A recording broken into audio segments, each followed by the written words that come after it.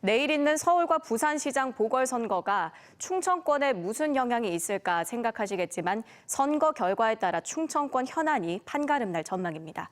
국회 세종의사당과 대전 충남 혁신도시 공공기관 유치 등의 현안과 직접 관련이 있는데요.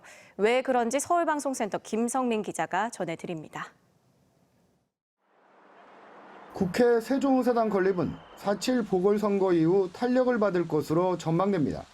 민주당 박영선 서울시장 후보는 서울 여의도에 있는 국회를 이전하고 그 자리에 청년 창업특구 조성과 창업 컨벤션 센터 조성 등을 내걸었습니다.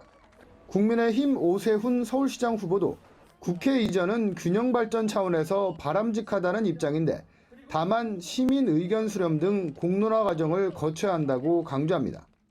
여야 온도차는 있지만 보궐선거 이후 국회 세종의사당 관련법인 국회법 개정 논의가 본격화될 것으로 예상됩니다. 국회 세종의사당은 기본 설계비 147억 원이 이미 반영됐고 보궐 이후 충청 표심을 무시할 수 없기 때문입니다. 보다 적극적인 표시 의무 확보를 위해 가지고 공격적으로 정책을 펼칠 거라고 보여지거든요. 그러면 이제 지역의 다양한 현안들에 대해서 보다 적극적인 수용 자세를 좀 갖겠죠. 반면 대전 충남 혁신도시 공공기관 유치 문제는 다소 시일이 걸릴 것으로 보입니다.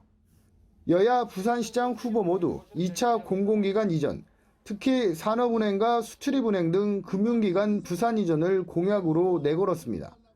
하지만 공공기관 추가 이전은 부산뿐 아니라 전국적으로 유치 경쟁이 벌어지는 만큼 정부가 쉽게 결정하기 어려울 거란 전망이 우세합니다. 특히 대전은 대전 역세권과 연축지구에, 충남은 내포 신도시에 각각 과학기술과 교통, 환경기술 관련 공공기관 유치를 희망하고 있는데 사정은 녹록지 않습니다. 수도권 공공기관 추가 이전 문제는 결국 올 하반기나 내년 초 대선 공약으로 다뤄질 가능성이 높습니다. 그만큼 충청권이 차별화되고 치밀한 전략을 세워야 한다는 목소리가 커지고 있습니다.